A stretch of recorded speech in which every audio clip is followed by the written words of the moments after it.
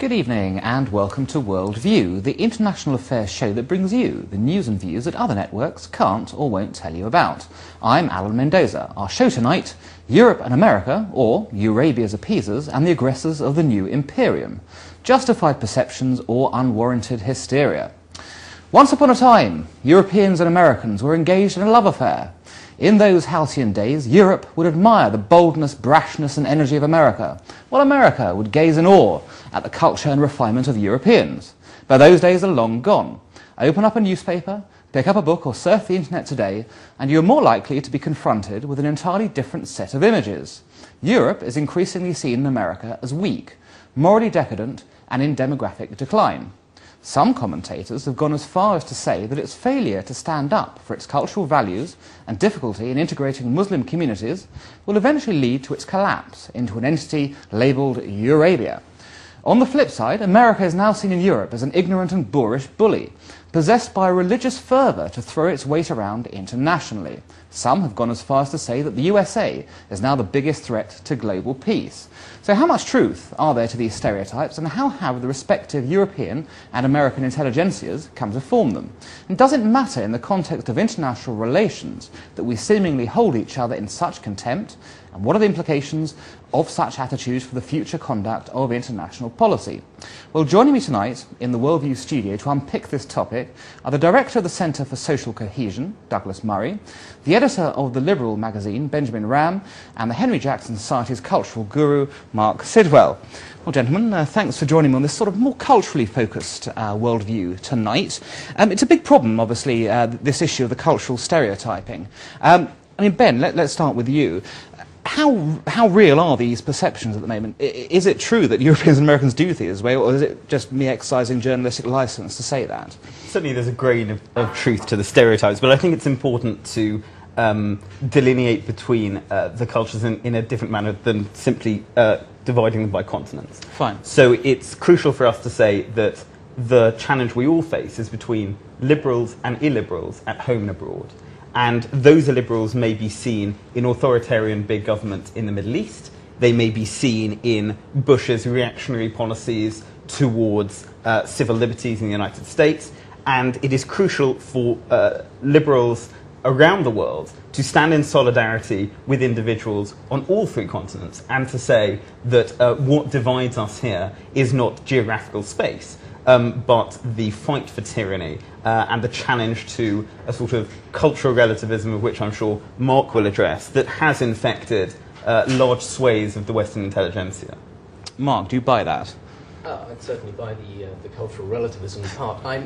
I'm less happy, I think, with equating George Bush and what was in Tehran or something like that, which there was a touch of there. I mean, I grant you there are issues about illiberal conservatives, particularly in some areas of America, but that's not to say that they can be put on the same plane as people. I'm not suggesting they are. There was a touch of that there, and I just think it's important to be clear about that. At least I just wanted to clarify that. What's driving it for you then, Mark, in the sort of stereotyping? What's behind it all? I think actually it's been around longer than we like to think. I mean, I know the war has brought it out and made it very obvious, but for instance, recently I saw a rerun of the first edition of Spitting Image, and they did a sketch about Reagan.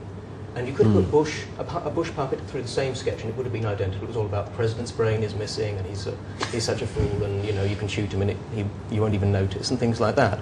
So I don't think it's changed that much. And if you look, for example, at Philippe Roget's book last year or the year before about French anti-Americanism, he was showing the history of that going back over centuries, and so I think these things go deeper than we think. It's not just a recent phenomenon. A fair point. And Douglas, is it more virulent nowadays then than 20 years ago, 10 years ago, 50 years ago?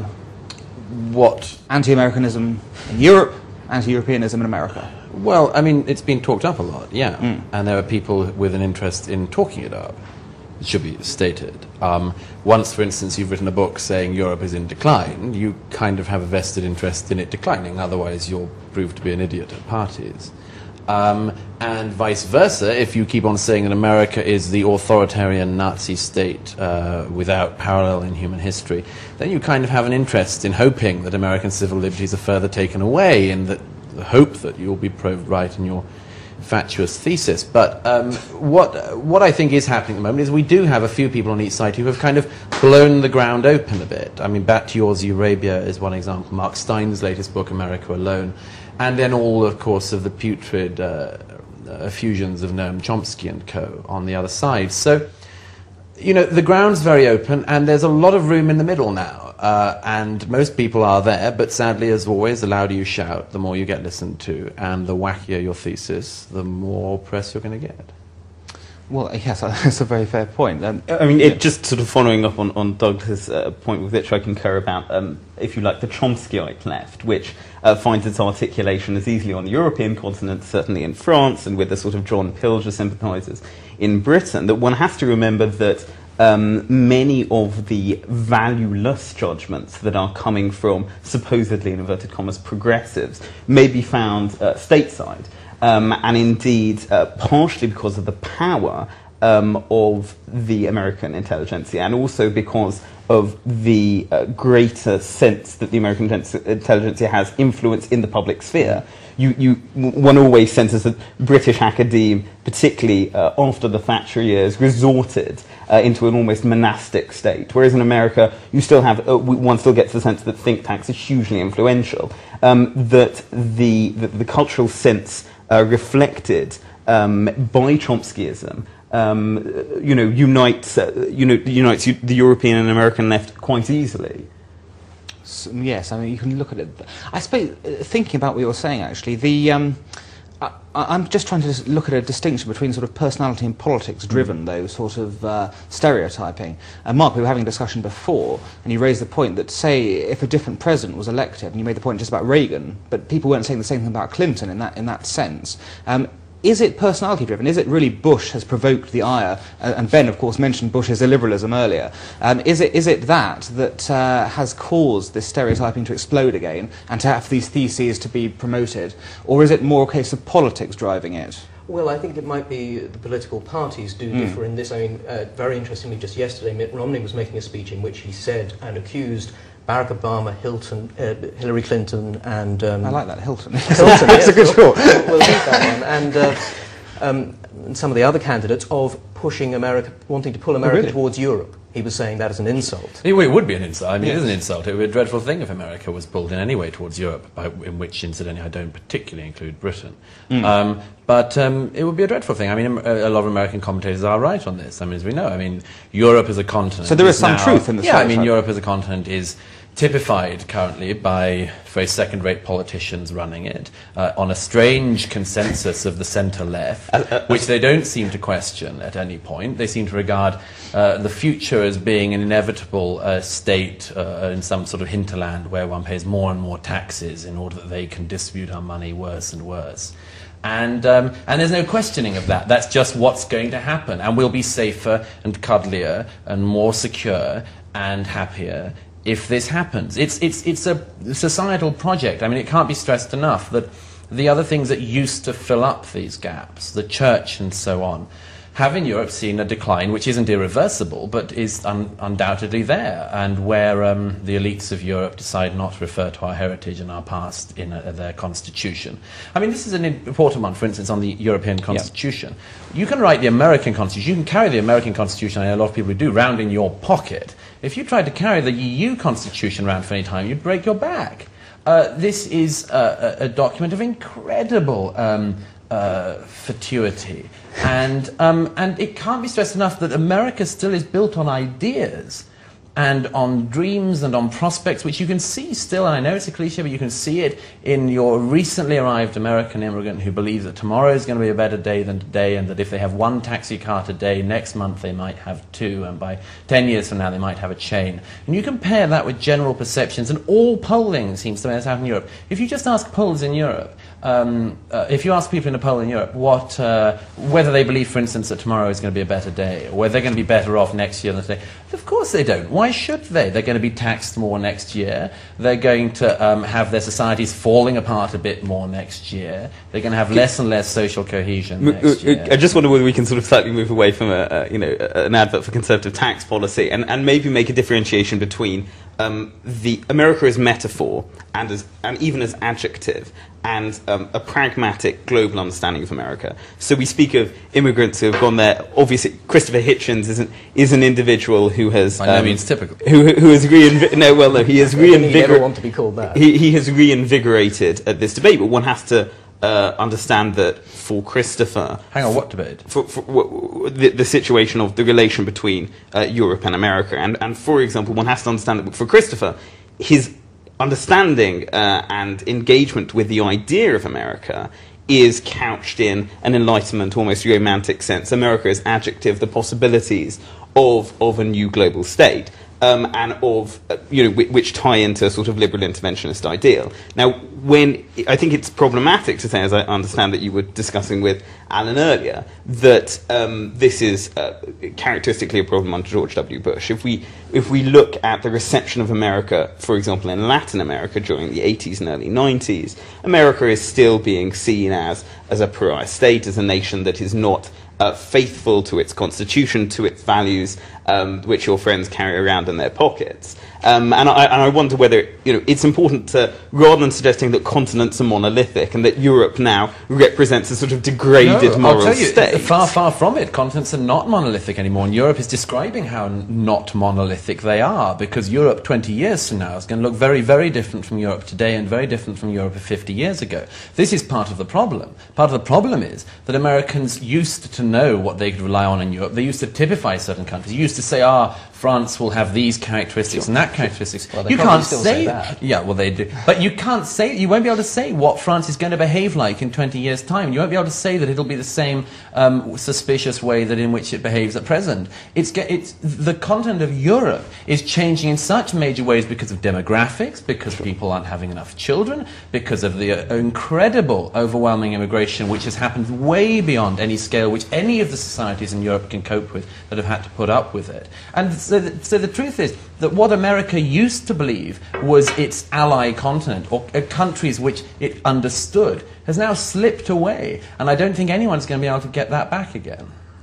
Mark, is it that serious? Douglas painted a very... No, having started, by saying... sort of startled into such... No, I think it's terribly important, and I do worry about this. It's particularly a problem with American conservatives, that they do start to think Europe's lost. And it's desperately important that they don't think that we keep pointing out to them that Europe and America actually need each other in the problems. But is Europe lost? I mean, Douglas has made the point that in 20 years, in his view, Europe will be lost, or changed at the very... I mean, changed or lost. Would you use the term lost? We might not have thought in the past that would you use it lost, though? Yes. No, it's not yet lost, but it could be. But we used to talk in the past about what the Élysée would behave like, what the French foreign ministry would do and things. I don't think we'd have ever guessed, say 50 years ago, that we would come to a point where the French president effectively doesn't have that much control over his, or indeed any control over his foreign policy in, say, the Middle East, because he has such a huge 10% of his population which is radicalized and willing to turn out on the streets if he supports a war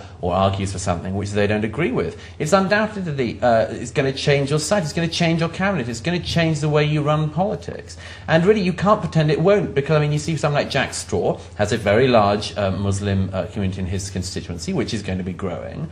That's going to change the way people like him vote. If you're going to stand in Jack Straw's constituency at the next election, you better make sure that you're not a raving pro-Zionist neocon. But to take the case of Jack Straw, of course, he stood up and made the case about face veils because he was so worried about it, because he was encountering it in his constituency.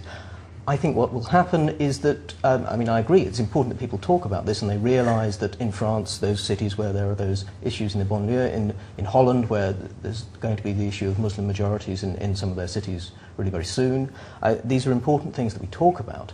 But to suggest that it's all going to fall away... Well, if it's not going to fall away, what are we going to do? What I'm saying is, I think that there's a... we talk about it in terms of demographics, and it suggests that it's about majorities. It's not. It's a problem of a kind of fascism. And as it's a kind of fascism, it's about a minority who use brutality and violence to control the majority.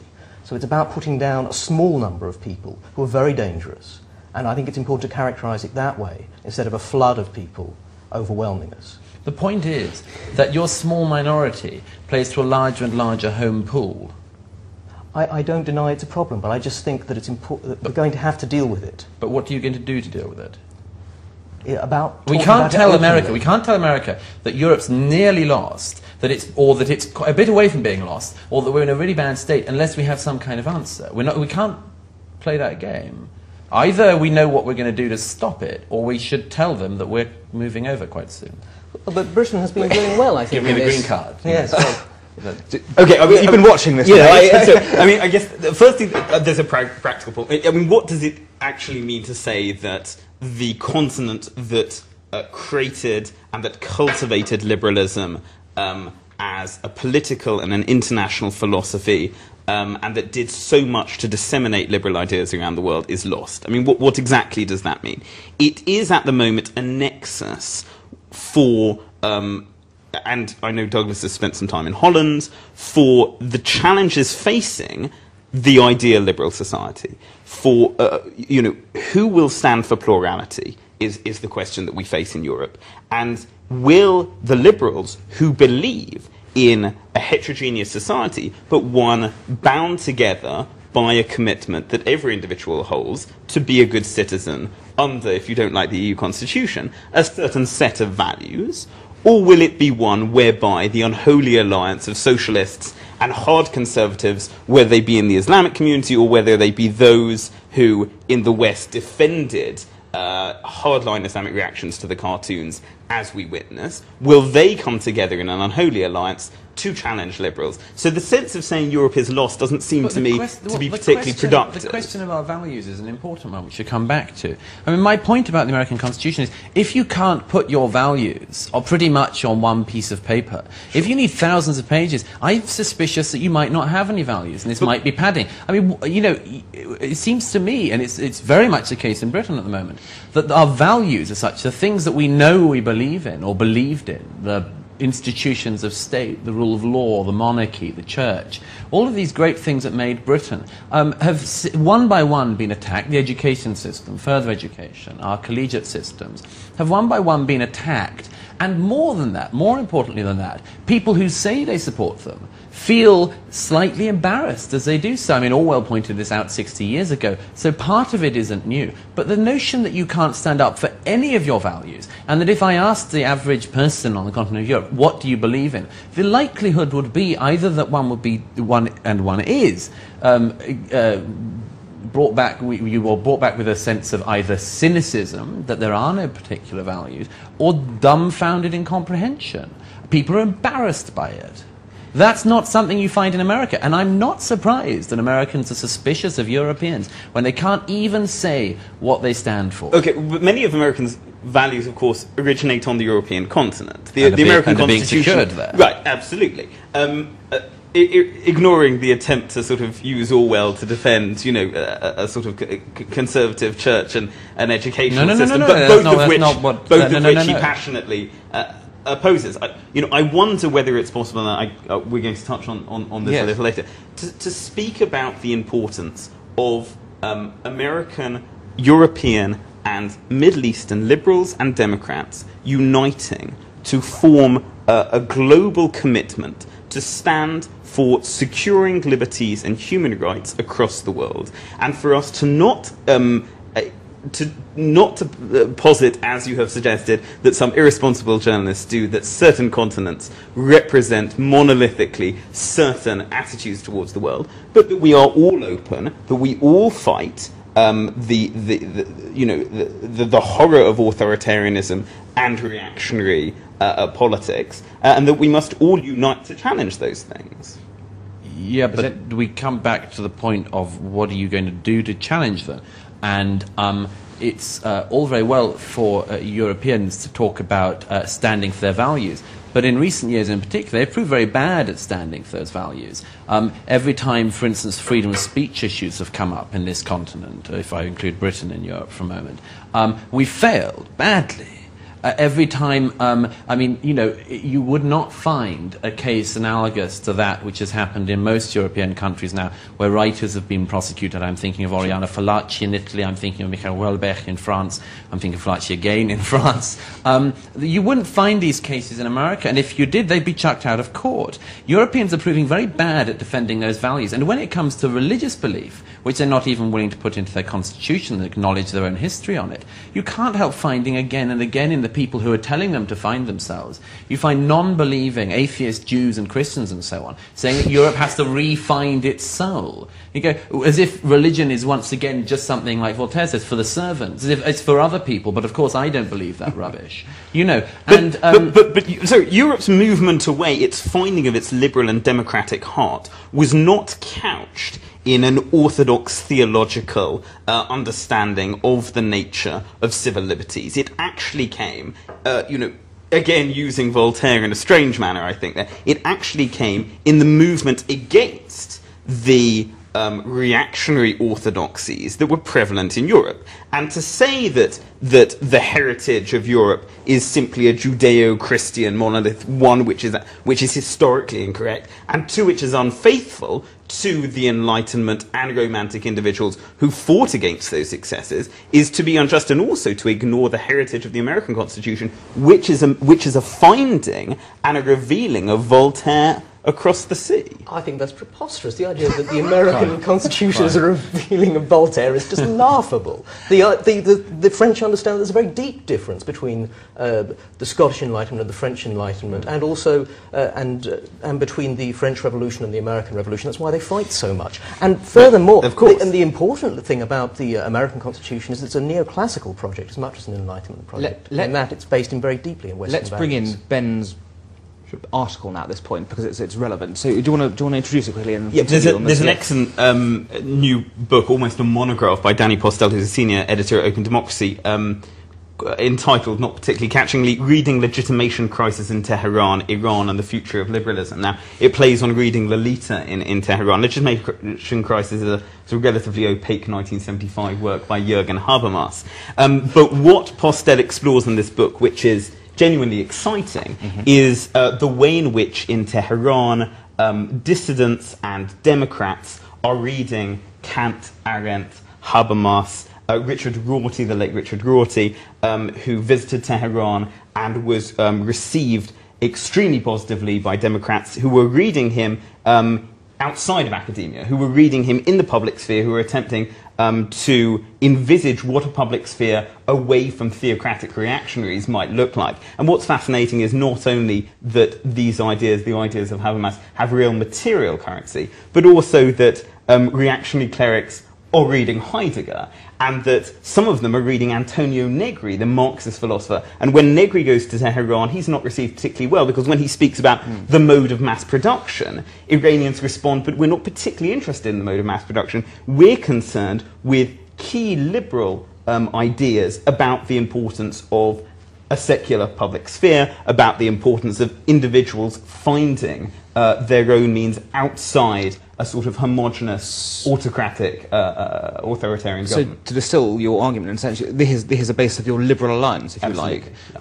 Mark, prospects of this happening? Well, certainly, I think the important thing to remember about Iran is how pro-American it is. Indeed, I mean, we may have all sorts of issues in Europe, but in terms rolling of his eye. No, in the mass of Iranians, I think there is a great deal of pro-American sentiment. I agree that there's a horrible problem with a regime, but no, I roll my eyes merely because it's what we've heard for decades. And actually, when are we going to see them? I think we'll see them when the regime goes. I'm not Which saying. will be when?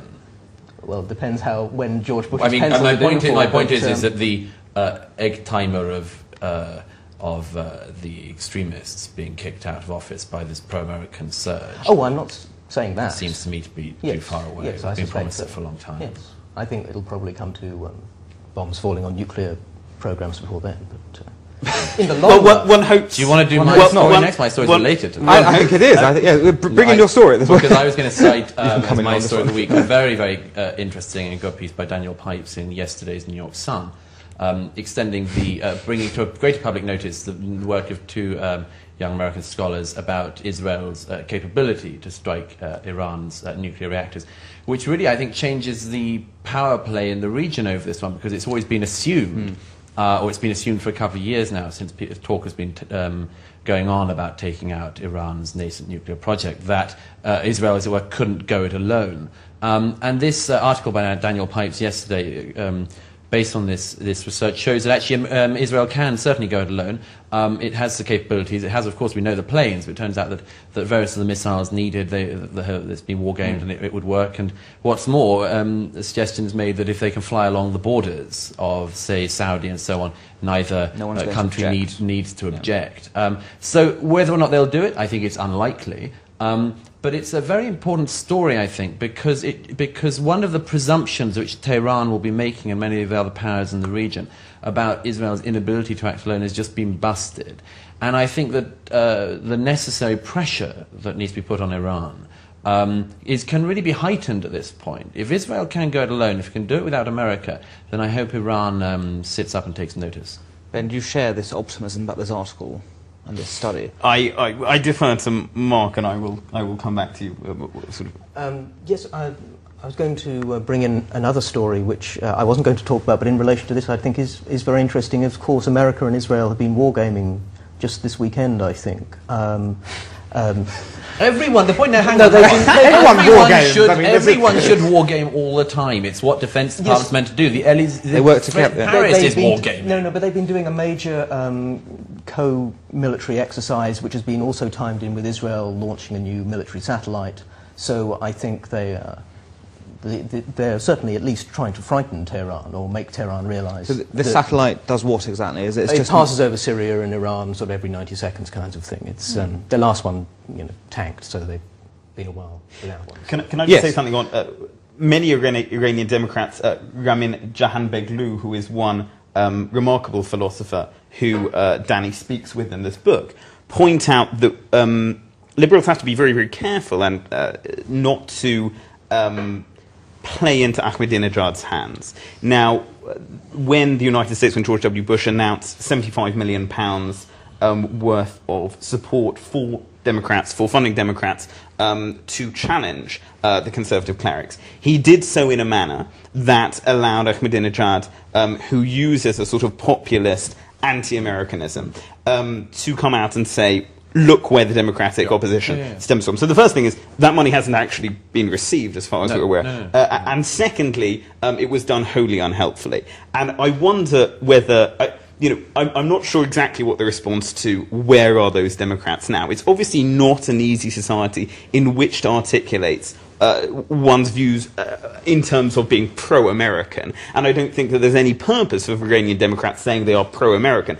They believe in a secular public sphere. They fight passionately for the rights of women, to express their views, to have an education. All of these things that we find ourselves still fighting the Taliban in Afghanistan because we have not executed that war correctly. I would just point out that in this case, if there are indeed these Democrats in Iran, we need to see them. We need to see them, they need to speak louder. And just finally, on the point of the funding, the $70 million from Washington, they announced it publicly. Yes, that's not a great idea, but on the other hand, you can rely absolutely on the fact that if they hadn't announced it, the New York Times would have bust the story a little bit later and broken it against all national security interests, and it would have been inevitable. It would have found the way on the front page that way. So maybe you just announce it before the New York Times does. We're going to have to cut you off there. That's fine. I'm not sure it warrants a response. At that point. Well, look, that was their view as usual. This was Worldview.